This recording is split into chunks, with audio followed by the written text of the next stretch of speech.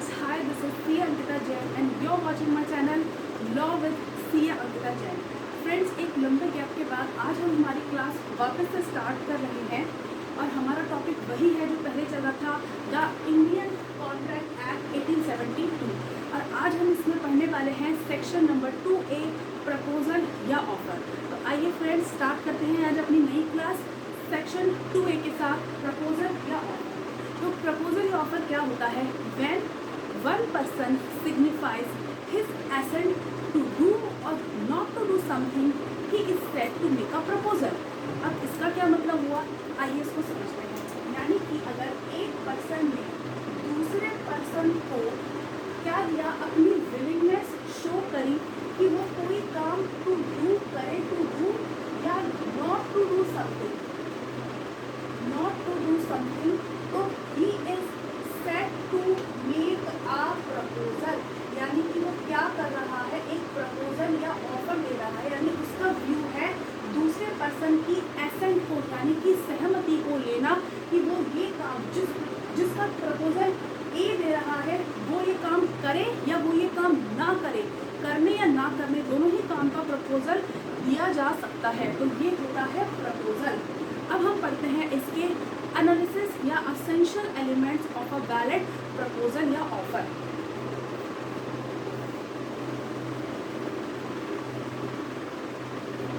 अब इसके एसेंशियल्स पे हम आ जाते हैं। डेफिनेशन हो गई हमारी एसेंशियल्स या एनालिसिस। सबसे पहले इसके अंदर आती है तीन पार्टीज। तीन पार्टीज कौन कौन सी होती हैं इसमें?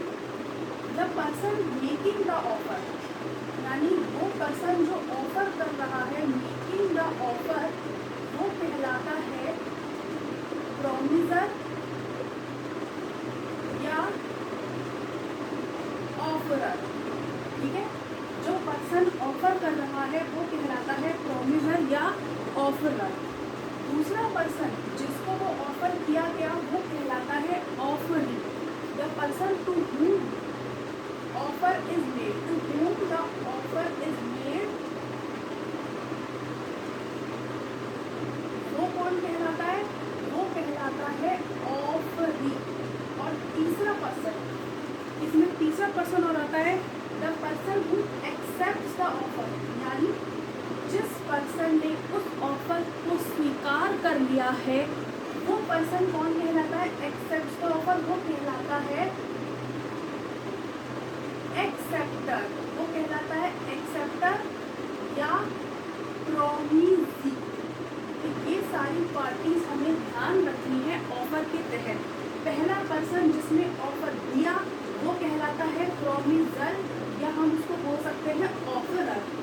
दूसरा पर्सन जिसको कि वो ऑफर दिया गया वो कहलाता है ऑफरी, यानी जिसने ऑफर दिया।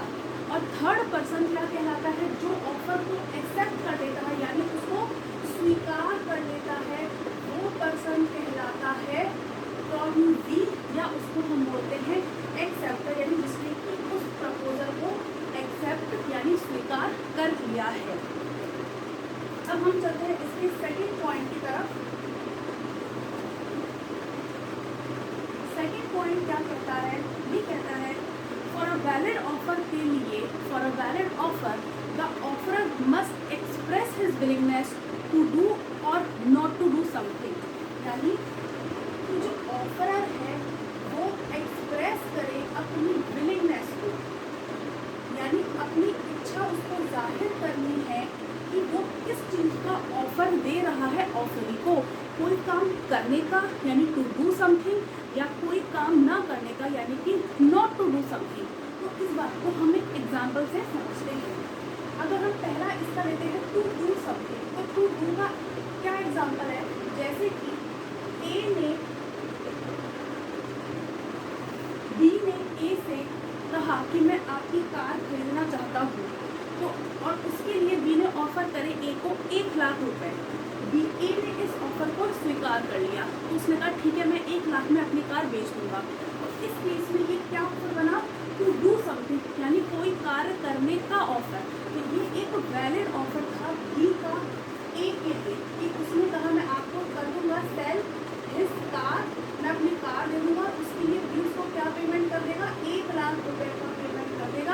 तो इस केस के अंदर ये जो ऑफर दिया गया बी का ए को, ये एक वैलिड ऑफर है क्योंकि इसके अंदर कंसिडरेशन भी है और इसमें दोनों की सहमति भी आ गई है।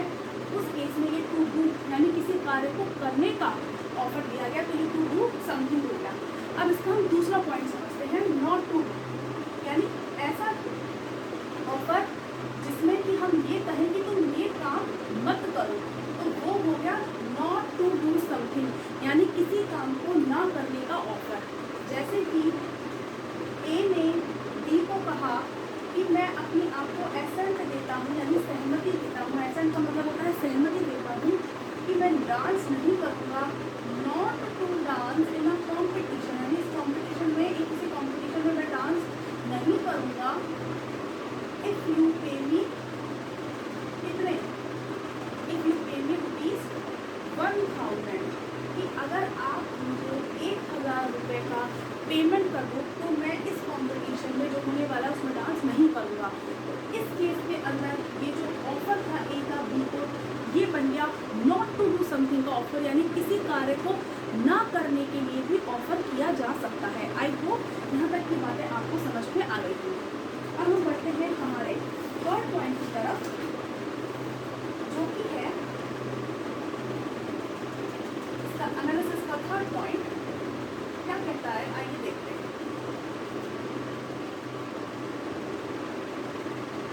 थर्ड पॉइंट कहता है द विलिंगनेस, यानी जो विलिंगनेस है ऑफरर की, the willingness must be expressed with a view to obtain the assent of the offering, यानी कि जो ऑफरर दे रहा है ऑफरी को, उसमें उसका क्लियर एक्सप्रेशन होना चाहिए कि वो उससे क्या करवाना चाहता है।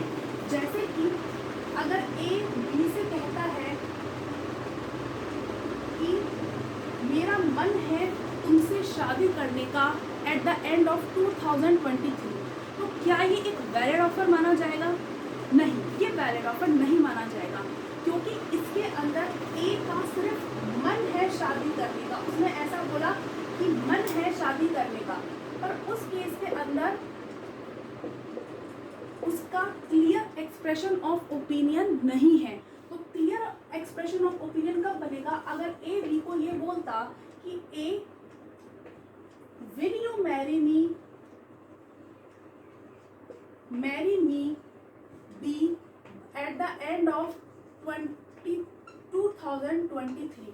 अगर ए ये कहता बी से कि will you marry me B at the end of 2023, तो उस केस के अंदर ये एक वैलिड ऑफर माना जाता, क्योंकि यहाँ पर क्लियर एक्सप्रेशन ऑफ ओपिनियन है ए का कि वो उससे क्या चाहता है। तो ये हमारा यहाँ पे थर्ड पॉइंट है कि ऑफरर का क्लियर एक्सप्रेशन ऑफ ओपिनियन होना चाहिए कि वो क्या करवाना चाहता है और वो उससे क्या एसेंट मांग रहा है ऑफरी से। आइए चलते हैं हमारे फोर्थ पॉइंट की तरफ, जो कि हमारा इसका लास्ट पॉइंट है। ये कहता है an offer can be positive as well as negative, यानी पॉजिटिव के लिए भी हो सकता है ऑफर और नेगेटिव भी हो सकता है ऑफर। तो दोनों ही जो चीजें हैं पॉजिटिव या नेगेटिव, इसका क्या मतलब हुआ? पॉजिटिव का मतलब वही हुआ जो अभी आपने पढ़ा, टू डू समथिंग, यानी किसी काम को करने का, तो वो पॉजिटिव एक्ट हो गया। और नेगेटिव एक्ट क्या हो गया? Not to do something. तो जैसा कि अभी हमने इसको अपने प्रीवियस पॉइंट में पढ़ा था, ये वही बात है। टू डू समथिंग माने किसी काम को करने के लिए ऑफर दिया गया। जैसे कि अभी हमने एग्जांपल देखा था, ए ने अपने बी सेल करना चाहता था अपनी कार बी को, और उसके लिए उसको ऑफर मिला था 1 लाख रुपए का। तो ये वाला जो हमारा ऑफर था, ये था टू डू समथिंग, यानी किसी काम को करने का ऑफर। और नॉट टू डू समथिंग का ये एग्जांपल भी आपने अभी देखा है कि जैसा कि ए ने बी से कहा कि मैं नहीं डांस करूंगा इस कंपटीशन में अगर आप मुझे पेमेंट कर देते हो ₹1000 का। तो यानी ये एक्ट ऑफ नॉट डूइंग, या हम इसको बोल सकते हैं एक्ट ऑफ एब्स्टिनेंस। यानी कि एब्स्टिनेंस का मतलब क्या होता है? एब्स्टिनेंस का मतलब होता है किसी काम को नहीं करने देने का। तो यहाँ पे ऐसा भी ऑफर हो सकता है। और ये जो दोनों ही ऑफर है, किसी काम को करने देने का या नहीं करने देने का, ये दोनों ही ऑफर लीगल होते हैं in the eyes of law. They both are legal. ये दोनों ही ऑफर लीगल माने माने जाएंगे, चाहे वो टू डू समथिंग के लिए हो या नॉट टू डू समथिंग के लिए हो। तो फ्रेंड्स, आज हमारी क्लास यहीं ख़त्म होती है। आई होप आपको आज की क्लास समझ आई होगी। अगर आपको मेरा चैनल अच्छा लगे तो please like, share and subscribe my channel law with C Ankita Jain. मिलते हैं नेक्स्ट क्लास में, तब तक के लिए बाय।